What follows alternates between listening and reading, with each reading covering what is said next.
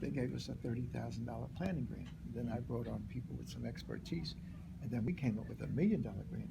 And we said, these white folks ain't gonna give us $1 million. You're talking about 1971 money and $1 million. So we cut it down to 800,000.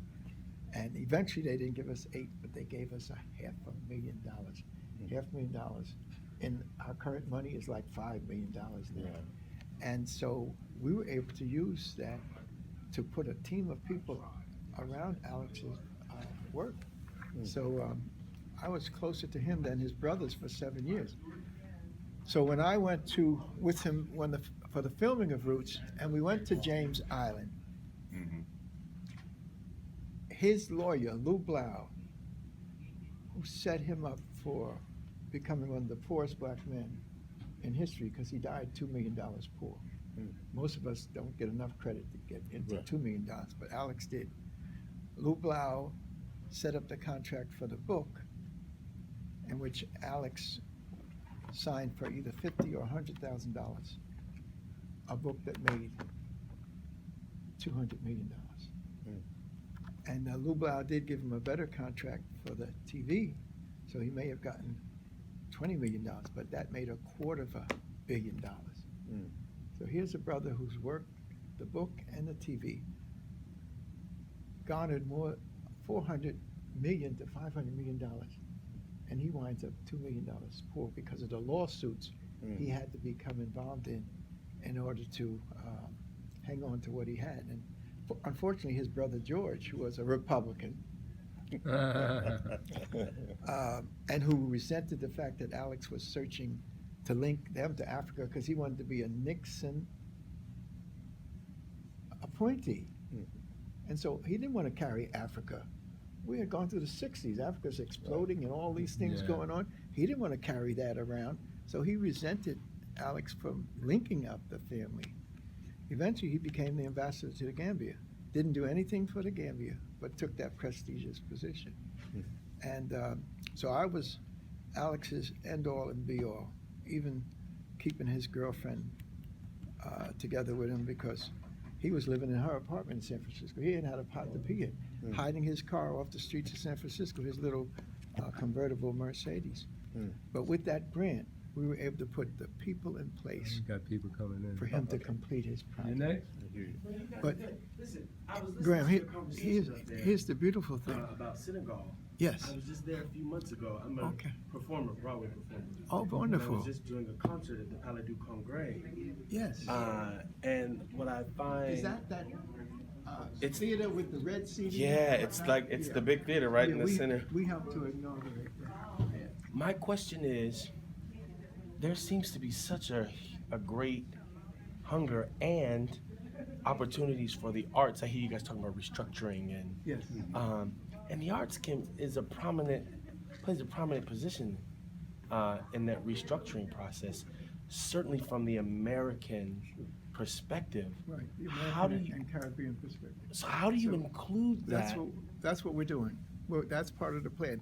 That the president of the Gambia had gotten his people together and they came up with 4 topics to deal with slavery and colonialism. And the second topic was African art and culture and the legacy of that. So they put that as a priority, and then they had 2 other things. So art is a part of that. And Because it's certainly influential.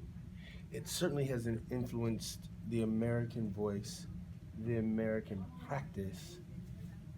but that's where we can communicate immediately. Mm-hmm. And you don't need to know their language. Right. You know, the dancing and the drumming, the music. That's why Singing. Randy Weston is such a wonderful example because his wife too is Senegalese, and then Randy spent a lot of time in Morocco, and we went through Morocco, and it's Moroccan culture. Their music. Oh Right, man, it's the Moroccan culture. Yes, the way they clap, they have Right. a clap. You Yeah. can hear it Yeah. 2 blocks But you're away. right, brother. So They're where's your dancing. card? They do it. I don't have a new card. In my company, we're getting new cards. But I'm a Broadway performer and artistic director. Right. That's something I'm interested in because I was, like I said, it was just a few months I was there and I was going, I think this is something to tap into and can be beneficial to the development or the greater development of. Right. Well, here's my approach. Somebody coming in? We need to have a system capability to do anything. You're mentioning the cultural component, but you start with economics. Economics is first principle of the universe. So we have to get our African American, African Caribbean, African Brazilian economics together. But it won't serve us if we don't have politics. Politics is not what politicians do, it's what you do to organize your community. And the most important thing in your organize your community is to manage your economics. So economie politique, that's what I learned in Europe in 1959-60 when I was studying in Switzerland. Economie politique is the foundation of everything. But your economics and your politics can't serve you if culture, which is the key, because culture tells you what type of economics to develop and who to do your politics with. Yes. So it's those three elements that my paper, that's going to be part of this thing going to the UN, will include this understanding. The European has mastered economics, politics, and culture, and has us being super exploited to make his economics, politics, and culture work. We have to have an economics and politics and culture for African peoples.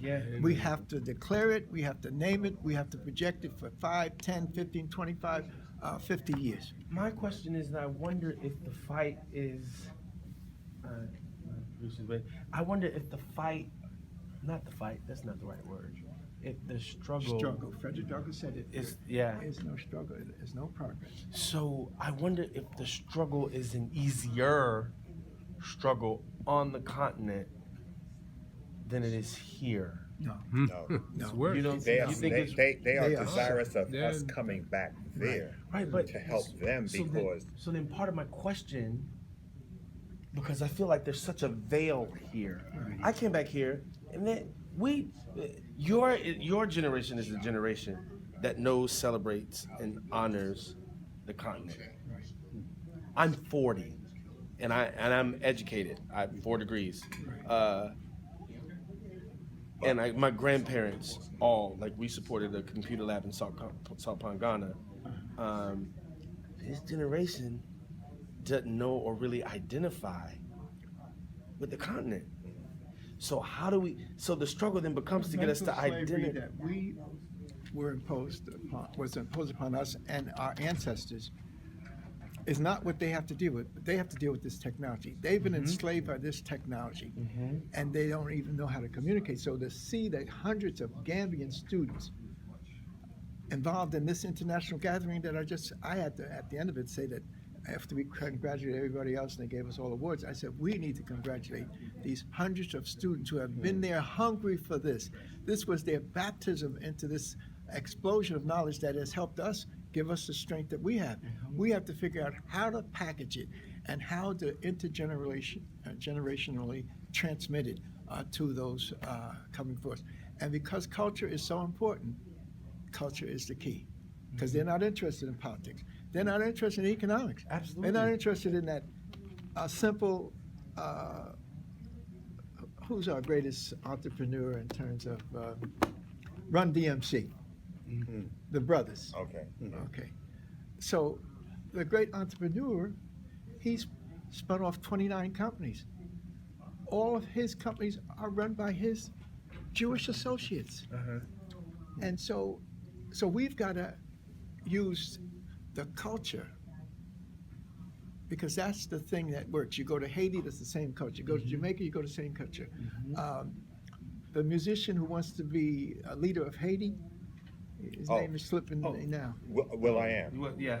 Okay, he had thousands of us, including myself, including adults, jumping before that monument that shows the rise of the black man, the rise of the black woman, and the baby being held up. Right. And it was nothing between us. You know, Muslim folks, Christian folks, black folks, Right. Even some white folks. I mean, we were one. So we could take the music and the culture, the expression of it, and make it work for us. I want to be a part of this conversation, and I hate that I don't have a card to extend. Well, this is our boss. He should have cards for us. That's boss man. Boss man, you have a card? My producer's looking at me like I'm crazy. He's a light skinned guy. He got. He's boss light, man. and you're light The skinned. light-skinned You're light skinned. guy. And not only You're light skinned. Not only that, he bears the name Christ. So he has Listen. this aura about him. Come now. Yes, Ethiopian. Christ. Come now. Ethiopian. Come now. See how you What's your name? Damone. Damone. Damone. But we have a Damone out in See the Willie colonially H-I-N. and traditionally. And see, that's the important ingredient, that we are the free radicals. A woman is raped. A woman is raped outside in the street. She's raped in her home. The rapist, two entirely different individuals. The man that rapes in the street will not rape a woman in the home and vice versa. We know that the psychological makeup. Now, the woman can avoid that location. The trauma, she can avoid that location. You get raped in your home. You're there. The Africans have been raped in their home for over 500 years, in their home. We have been removed from the home. And we can look back to home with a different mindset. They were raped in their bed and still being raped in their bed. We are the ones that hate it. But see, So I guess so then it's back to, so how do we do? we have to what have we a do. Pan-African connection. That means uniting the family wherever the family is. Now, this is the brother calling from Ghana. Adopted son, Danielle. I gotta get to my. Yeah, Danielle. We're gonna man, talk. Please, can we? Because this is. I'm passionate about it. We'll I'm have to passionate. do it My heart's tomorrow, broken, I had to rush and here for I look TV here through the lenses of going. program. I'm in the I don't studio know. now. Theologically, And as a minister of the That's what gospel, my brother did yeah, not as Where? a minister of the gospel, I sent you a text. I saw it. Dr. Ed Bernard. Yeah. later tonight. As a minister of the gospel, I talk with bishops all the time. I'm a bishop in our fellowship, and I hear senior bishops going, "What the hell? Let them blow it up, and we'll start all over." So, but you understand on the one hand that despair. You know, one I had an elder say to me, "We marched and we marched, and I don't know what for." Oh, Wait, Okay. I'm gonna send you a piece from Martin Luther King's last speech that you never heard. Because they Please. don't play it. Please send It's it to the me. economic part of his speech the night before he was killed. And he talks. I have it. You need to have your The own mountaintop? He bank. said your own banks. We put our money in black banks. And I'm gonna send You that don't to need you. buy Well, I'll white tell you, bread. Deidre and I just did it. I did it. I took I had bank accounts at Chase and Bank of America, and I took folk with me. I closed my account, and we went to Carver? Carver Bank. And Carver is not fully controlled. You know, they're, Right, they're, right. they're overseen, I think, Yeah. by Chase Bank or one of them. But we need to move to the point where we need a Harlem Community Bank. churches, No, you got to, because You can't Citizen put Bank everything- was the biggest black bank in America, in Atlanta. And because Atlanta being segregated, black people put their money in the black bank. However, when they wanted to go big and be in downtown Atlanta and have a skyscraper, and they needed to, they had to go to the big banks to build their skyscraper. So they're in mortgage debt to the big banks. So I would keep it in both. pays to keep. Yes, keep it in both. In both. You gotta spread it across. Yeah. You can't. I mean, this is I want to see, because these are the things. I mean, when I'm talking with bishops, and or that elder says to me, if the black churches in And New York collectively, not the Put their money pastors, in one community if they bank. came together, Did you hear what I just said? they could open a bank the same day. Here's the You're problem. kidding. Monday is payday for It's these man. banks. that crabs in the barrel. Right. Yeah, no we were preacher talking- is running a bank. Let me No, tell you, they don't have that. I talk to preachers all the time. I said, listen, this is just through revival. See, you're being- I you said, try that. Crabs in the barrel. You're talking about niggas in the barrel. okay, thank you, niggas in a barrel. They put I each other said, down. let's do a citywide revival. It doesn't have to be in any of your churches. In fact, I went to Union Theological Seminary. right. We'll get the biggest auditorium on campus. Hey, well, who's gonna preach? Who's gonna open it up? You don't Who's need gonna to. get the monies? I said, in fact, let's just talk about Harlem. If all of you from Harlem get together, I'll get a preacher from from Brooklyn to do Somebody it. out That of- way, Ain't none of y'all. Oh, you gonna bring Brooklyn to Manhattan? Money's Yeah, gotta come on. I mean, see, but that's the thing. But you can have those same 40 churches on one block. Try it. They ain't Try got but it. 20 members in them, Yeah, they try it. and nobody knows what the other's doing, and neither do they care. But their complaint is all the They're in it for same. money. They're not In every ministering. city, They They're in don't it for have a money. plan. They need to You It ever go drives- there? it drives me Listen, crazy. I'm from Convent. All right? Mm-hmm. I've been in Convent since 42. I was born and raised there. I used to run the Baptist, I used to videotape the Baptist Ministers Conference. Wow. And you want to see some con people. I mean, look at Abyssinian. Abyssinian is sitting on all that property over there and can't move on. forward. Yeah, but My they man. didn't have all that property. That property came as a result of me telling Reverend Butts, who I gave him his first teaching job at City College. The Remy, that's the theater complex next to the church, was controlled by dope dealers dealing with PCB and all. We're outside the church. He's talking about going after them. I said, Reverend Butts, you have to understand what you're talking about. You go messing with them, they'll kill you and burn down the church. Yeah. Buy the building. Wow. But he was not in a position to buy the building. Well, now. He wasn't in a position to buy the building because there's a group that controls our community that prevents us from sitting down around a table and coming up with the program. And they're so committed to the white structure that they're not going to let us sit around and come up with a program that's our program. And I'm talking about Sigma Pi Phi. That's the boule that runs Black America. And Proctor, who was the preacher, Yeah. who was holding on to that church, and he was so powerful he could tell Abyssinian that I know you need a preacher to replace Adam, but I got a lot on my plate and I'm not ready. So they waited a few more years, they come back at him again. He said, look, hardball negotiation. I will take the nominal head of I'll be the pastor, but I need 4 or 5 key ministers around me, and Reverend Butts was one of them. He kept Reverend Butts from getting that pastorship for many years because I don't know whether Calvin was in the boule. Sigma Pi Phi is the group that decides whether Barack Obama is going to be allowed to go for the presidency, whether my nephew Hakeem Jeffries, the congressman, is going to go for higher ground, and one of Reverend Wright's good friends, Dr. Asa Hilliard. God Dr. rest Asa his soul. Hilliard That man was was powerful. usually the boule. We were all over in Africa. Right, the boule picks young people to, they prepare them. They invited Asa to come in because he had already established pristine credentials as a virtual African saint moving around our world with power. So Asa became a boule member as an adult. But 2 of the brothers in my wedding were boule members because of genetics. He's the grandson of John Hope, the president of Morehouse and Atlanta University, and with Du Bois in the Niagara movement. The other one was Donald Stewart. He didn't have that genetics, but he went to Yale, and at Yale he met the right people. So Donald Stewart is boule. He became the first black president of Spelman College. Why?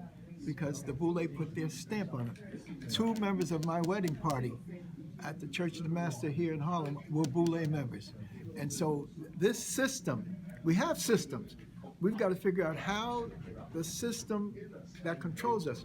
When Proctor died, they had a boule funeral. Only 5 people could speak.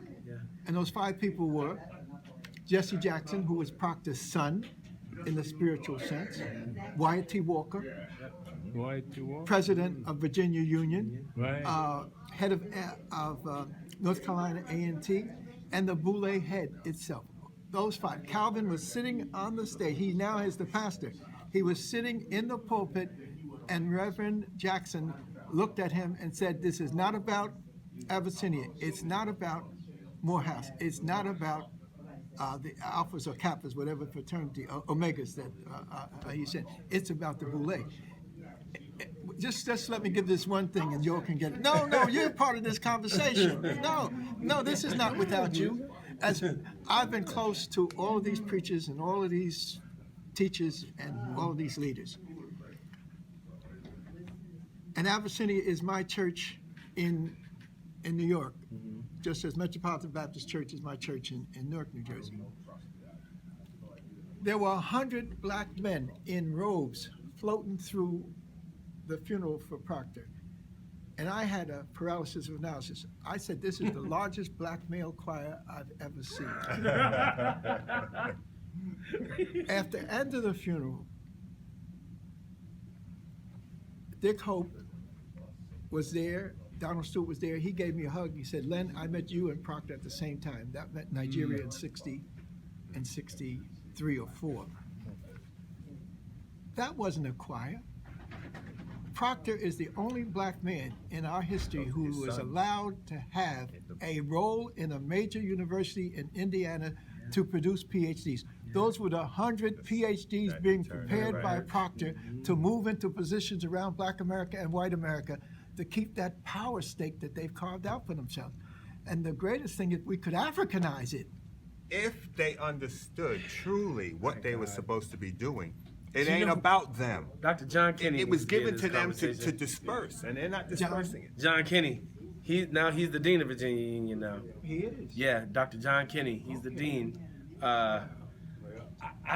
My dream now, standing here, beyond like just to get us in the table, no cameras, plan the plan and do the thing. Ooh, Dr. with the camera. You know, I'm a good friend with Dr. Wright. Yeah. I'm a good friend. Well, you call him and you tell him you talk to me, and he'd be like, "Oh, he'll be very happy." We were in Africa when Asa died. But that's what I just said. We were all on that trip. We were looking for Asa. We thought he was in the hospital because he had collapsed at the dinner. Well, he didn't collapse. He left. He wasn't feeling good. Yeah. But he was trying to make it up to Cairo to be with Reverend Wright. And that's why people said he died of malaria. We say, no, he couldn't have died of malaria because he couldn't give 3 presentations in 24 hours and have And malaria. didn't have malaria. Yeah. But he was a diabetic. He had a diabetic, he was in a were in Cairo. diabetic coma. He used to come to our church. He used to do lectures at our church. Yeah. Man. Dr. Kane Hopefelder. Ah, that's my man. That listen, I- listen, Old Testament from him, and then He autographed my Bible. yeah, Dr. My Kane African Heritage Bible. Hopefelder, He autographed my Bible. Dr. James Cone, Yes. another brilliant And in mind. Chicago, you got Dr. Walter McCrae. Yes. Just had, my wife was there with the Evangelist Conference. Yeah. That he has. So he's written a 2-volume study of the black presence in the Bible. I just feel like there's such knowledge, and you all are all. So you want to come these on the show poli- next week? Here's what I want to No, do. he's I'll coming the next week after that. I'll- And I won't be here. Oh, I Squeeze me want to out. bring him with you. I would gladly. Oh, he's got his own. I would gladly come on. I am passionate, and these will tell you we spend a lot of time in rehearsals because I'm rehearsing with younger actors, and I'm part of that rehearsal process is the feeding. You know, we're teaching and we're taking all your time away. but I don't wanna just talk about it. I wanna be about it. I was sitting there in Dakar, and I was going, "There's a lot to be done. Yeah, here's some man to do it with. There's a lot to be done." And I used to get angry because I go, why am I jumping over? And I'm from Chicago, so why am I jumping over King Drive to jump to their car? But there's something in the spirit that pulls us there to then bring it back. There's a passion, there's a thirst, there's a hunger that I'm not quite sure we share the same of. That's why I say when you were talking about transformative, I could see even possibility. King's transformative moment, and it's not even in his biography, I don't think significantly, because our people have run away from Africa. King's transformative moment was when the British pulled down, with the Ghanaians, the British flag, and they raised up the Ghana flag with the star of Marcus Garvey in it. 1959, 57. 57. And who was 57, I there? remember in school. Who was there? Mordecai Johnson, the president of Howard. Yeah. Who was there? John Johnson, the president of Ebony. Who was there? Martin Luther King was there. And so 57? people, Wyatt T. Walker used to say that when they were got into trouble as a collectivity of preachers trying to move and in conflict, King would put the Ghana independence on the table, the birth of that African nation. And he's saying, if they can do it with the colonialism of the British on their back, and we can't with all that we have in this nation. I see you. So this is the base from which the Pan-Africanism to do what we need to do. People can be in the Caribbean, like Scobie, and he was the mayor of Rousseau. But his great moment of transformation was when he was wearing a uniform of the Royal Air Force and fought during World War II, knocking German planes out of the sky with Ambassador Dudley Thompson, who was from Jamaica. That transformative experience of having that machinery and being trained to use it and giving your life every day produce leaders that were prepared to take on the world. You can't these young people with this gizmo, they ain't getting the type of experience to That's what I'm prepare saying. them It's to the dumbest take on the generation world. do you here. see? So It's do the you see dumbest what I'm saying? Pokemon. I don't. Yes. Yes. Yes. Please, I And wanna, falling I off wanna, cliffs. I wanna be a part of this conversation. Okay. I wanna tell me where to be, when to be. Right. Well, Dr. Ron Daniels, he's one of our Ron great Daniels. brothers. Ron, He's having he's difficult. in North New Jersey, my hometown. You done started he's having the something. fourth. Yeah. I like this community bank with the churches. Yeah. I'd like to see Listen, it. Last year, Roz and I were going down for the ASCAC planning conference. We have an Association for the Study of Classical African Civilizations. We said we should contact him, because we've been so busy when we come to Atlanta, we don't contact him. And when we landed and we're trying to get our luggage, we're picking up our luggage and looking up, and there he is smiling at us. Yeah. He had just flown from across the country to Atlanta. Now, his father, if his father was alive, Nathaniel, that wealth that he's created and that connection that he's created could really serve African peoples the way it needs to be. But he has been captured. I'm talking blood now. His grandmother is Emma Jeffries Bronner. Okay, the Bronners, the Jeffries. When we have the family reunion, it's four-way. It's the Bronners, the Maddox, the Jeffries, and the Rutland. That's the married thing. The church, I said to him while we were at the Atlanta airport, how is the 17,000-member church doing? He said, Dr. Jeffries, it is 23,000. And He's trying to catch us. He can't catch us. no, but here's what he did. Here's what he did. I have to give it to him. Here's what they did. When I went down there for a birthday party the year before, Okay. We gonna talk. they built a Okay, $33 sis. million epic Right. center across from the church. $33 million. We'll maintain contact. Yes. All right now. This is not a men's thing now. You didn't have to stand by the mic. You can speak. This is not a. It's not a Trump event. Sisters are the core to this thing. Absolutely. Now, as would have it, it's hard for me to articulate this young man as bishop. A couple of years ago, we had a four-way family reunion. And the Friday celebration was in his brother's driveway. The brother lives on Cascade, but on the other side of 280. The black elite was able to move, they negotiated, Andy Young and them negotiated the movement out into the suburbs. So they moved along Cascade up to 280, but now 280 is even bigger houses. So Right. Bishop has the house, Bernard has the house on the other side. He's the head of the business part. He's the head of the magazine that was put in place just because Ebony Fashion Fair would not put the Bronner products in their magazine. So they produced Upscale, was produced by his father. That was a great magazine. It was produced by his father. His father said, and his father was, major partner was Dick Gregory. They, in fact, the father and Dick used to go to the health spa in Dothan, Al Sharpton's Okay. town. And when it came up for sale, Dick had said, why not buy it? And so Bronner bought the health spa. This was the type of thinking. Now, at this family reunion, he's gone now. If he was alive, what I need to do, he would be funding it. Because he had that type of Africanness as part of his growing up. The youngsters don't have it. Dale is wonderful. My wife, at 7:30, Daystar, she's got to be there watching him.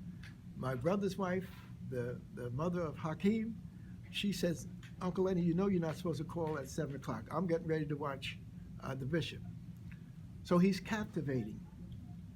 But what is missing is the Africanness. And so my wife was talking to herself one day at 7:30. I said, what's going on? So I went in the back, I said, honey, what's going on? And she was saying, for the first time, I disagree with you. And what he was saying was, it's not about Mother Africa, it's about Father God.